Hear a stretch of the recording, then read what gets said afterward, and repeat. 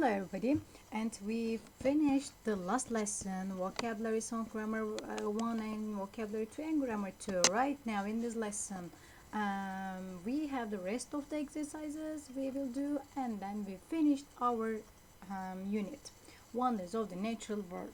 Okay, right now reading part, let's see. And right now single player, let's do. How many kilometers over river caves? Yes. Does David Gill's team explore? Do you remember we have studied in this unit all the paragraphs, all the articles, and of course the questions are about these paragraphs, these reading parts. Right now, how many kilometers? Do you remember? I don't know, but David Gill's team explore. This is 13 kilometers. And if you want and if you can do, please close this part, and then you should see the other videos, and then maybe you remember the paragraphs and you remember the reading parts, and then at the end of the reading and remembering, and then you can do these questions if you want. Right now, what is the 100 feet high? 100 feet high, yes, remember, the sailing of or a cave. And third one, when the explorers make their base camp, what can they hear in the rainforest? Remember. What's that? Frogs and insects. Okay. And the other question, what do you call an area where water drains back into the earth? Now, sump, river, cave, the line. Right now, what's that? This is a sump. What does David Gill's team discover inside our cave? This is Lake Doline and waterfall. This is lake. And then, where is the explorers base camp located? Where? At the top of the line, if you remember. And then, what does David Gill's team use to study the sailing of Ore Cave? Now, helmet, left hand and bulbs, of course, had lamps. What can be crossed without ropes on this expedition? What can't be crossed? Right now, what can't be crossed? Rivers. You can understand easily. You can find easily. What are the names of the two river caves that David Gill explores? What are the names? What are the names? Remember and try to find. Aura and Phantom Pot. Right. What can be found in Papua New Guinea? What can be found? Some of the biggest river caves on Earth. Right. And what's at the line?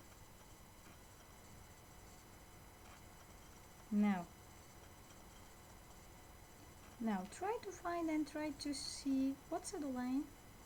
A large bowl carved by rainwater, right? What the explorers called through the gate Phantom Pot Cave? What do the explorers? This is the. What can be? Yes, a tiny rock tunnel. A tiny rocky tunnel. Good. What do the explorers have to descend to reach Ore Cave? What do the explorers? The line, I think.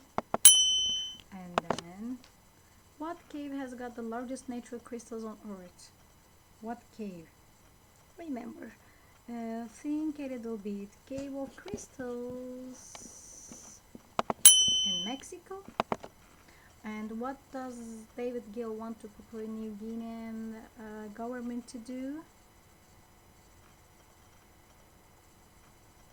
create a conservation area. And the last one, what does Gil's team do before entering our cave? Now, which one?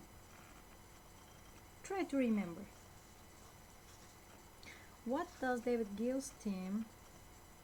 Again, think a little bit. They check their safety equipment, of course, and the last exercise. Right now, everybody, right now we have some writing exercise. Now, there are some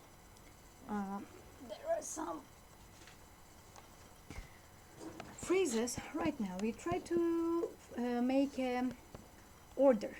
Right now, a few years ago I was walking home. A few years ago, at the beginning of the sentence, time expressions. Remember when we are writing some narrative one, and then we need to use afterward, a few years ago, and suddenly we use, remember, suddenly again at the beginning of the sentence. Suddenly I saw a strange creature. Okay, and third one,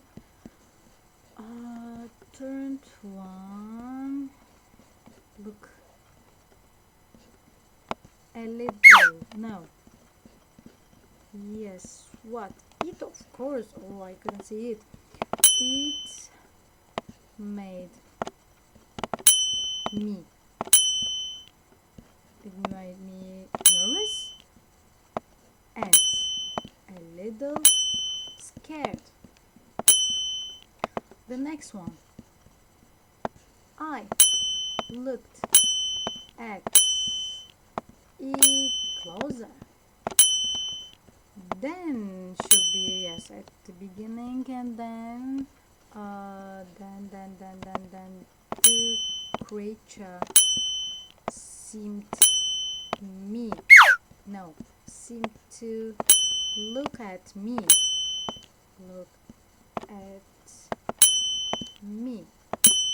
And the other one, an easiest one, it made me happy. Yes, next page and the last page. And afterwards, of course. Afterwards I described it to my mom. Right now, this one, she said that it was probably a newt. Okay, and finished. We finished this exercise. Now, right now, more video weaving, and if we have enough time, we will see story time maybe. But right now, let's start video. Hi Hugo. Hi Anna. Well, it's that time again. Time to watch some videos. Brilliant! Today, we're going to watch videos about caves. This explorer is using a map to locate a cave. It looks quite dark down there. I hope he's brought a headlamp and other safety equipment. Of course he has. Without a headlamp to shine, he wouldn't know where to go in darkness. It would be too dangerous. I hope he's brought some rope too. If he comes to a stream, it'd be a helpful thing to have with him.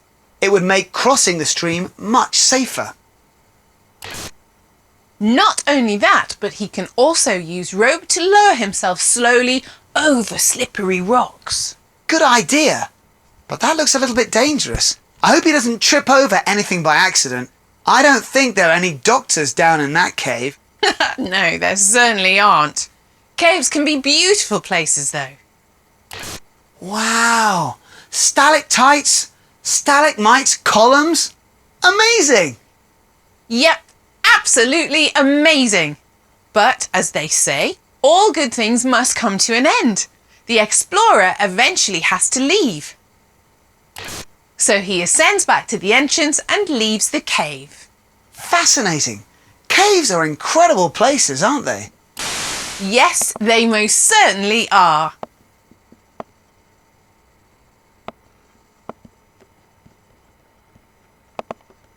Okay, right now, and the other video, Meet the Explorer video. Now, let's see. Now let's meet Kakani Khatija, National Geographic Emerging Explorer and Bioengineer. My name is Kakani Khatija. I'm a bioengineer and I'm an emerging explorer. What I'm really excited about is learning about animals and processes that happen in the ocean and how we can learn from these ideas and apply them to problems that we face in our own societies.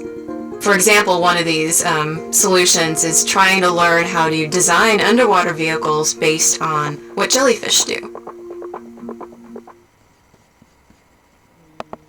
Okay, right now, story time.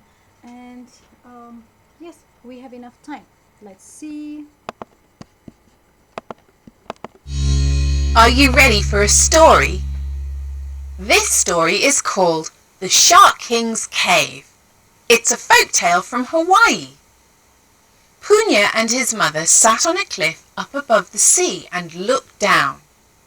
They could see big dark shadows swimming in and out of a large hole in a rock just under the water. "The cave is down there, isn't it?" Punya asked his mother. "Yes," she said, "that is where we lost your father." The story always made Punya sad and angry. Years ago, Punya's ancestors used to swim into the cave to get lobsters. But one day, when Punya was a baby, the Shark King came to live in the cave. And that is when Punya's father went diving for lobsters and never came back again. Since then, no one in Punya's village would ever take the risk of swimming into the cave. Everyone was scared of the Shark King and his 10 shark followers. So no one ate the tasty lobsters that were in the cave. But now Punya was older and he wasn't scared anymore. "I'm cleverer than the Shark King," he thought. He knew that every afternoon the Shark King took half of his 10 followers to hunt deep down into the sea. The Shark King left his other 5 followers behind to protect the cave. Punya smiled. He turned to his mother and said, "I've got an idea. We'll be eating lobsters again very soon."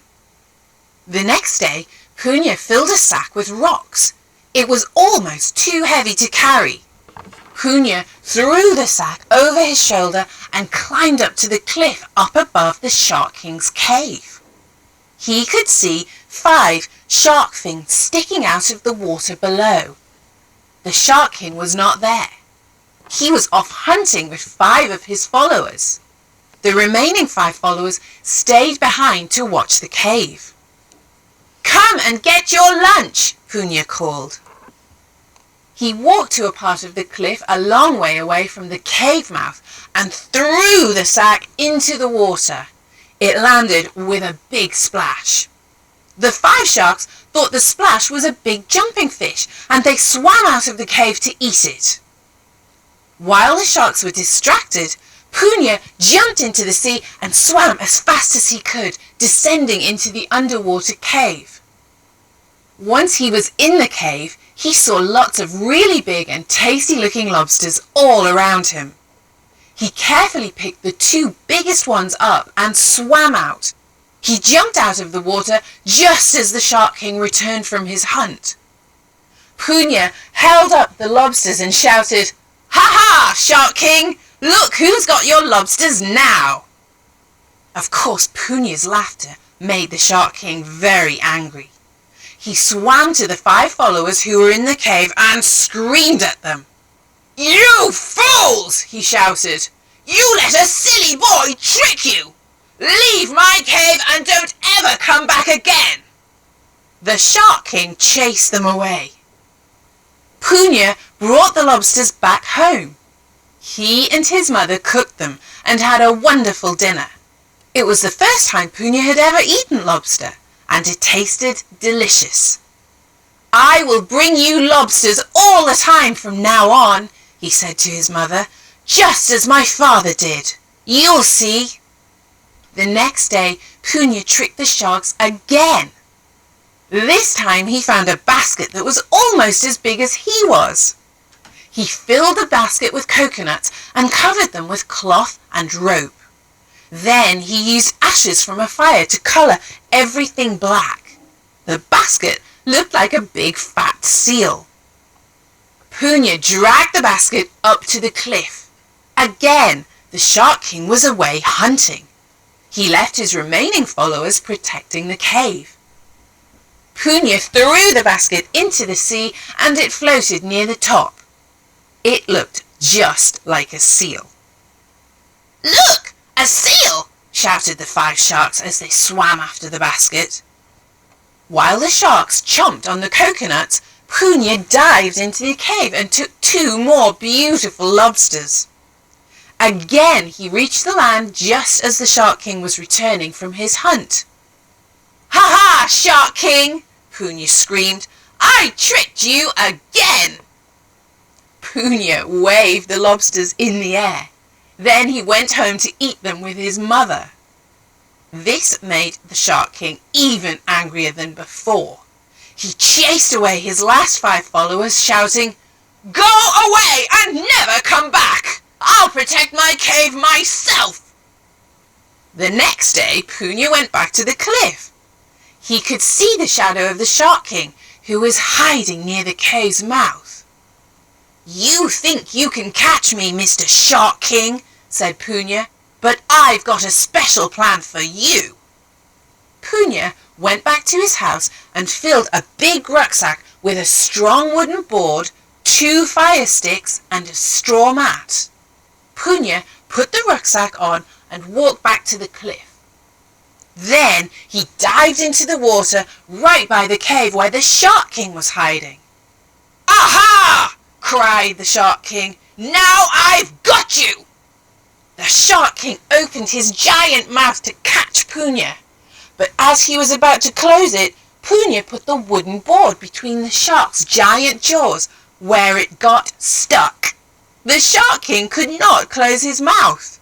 Punya slid down the Shark King's throat into his belly. He took out the straw mat and sat down. It's dark in here, said Punya. I'll start a fire. Punya rubbed the 2 fire sticks together until there was a fire inside the Shark King's stomach. Of course, this made the Shark King angrier than ever. The fire in his belly made the Shark King jump like a lobster in boiling water. Finally, the great shark landed on the beach by Punya's village. A group of fishermen with spears ran to kill the terrible shark. But Punya stepped out of the shark's mouth. If you promise to leave forever, Punya said to the Shark King, we will let you go. When the Shark King agreed to leave forever, Punya took away the board and the shark swam a long way away into the sea. The Shark King never came back again, and from that time Punya brought lobsters back to his village every day, just like his father all those years ago. The end. And the end, we finished the Wonders of the Natural World unit. Okay, right now we will start 8 Robbers Rule, the next lesson, and see you right now.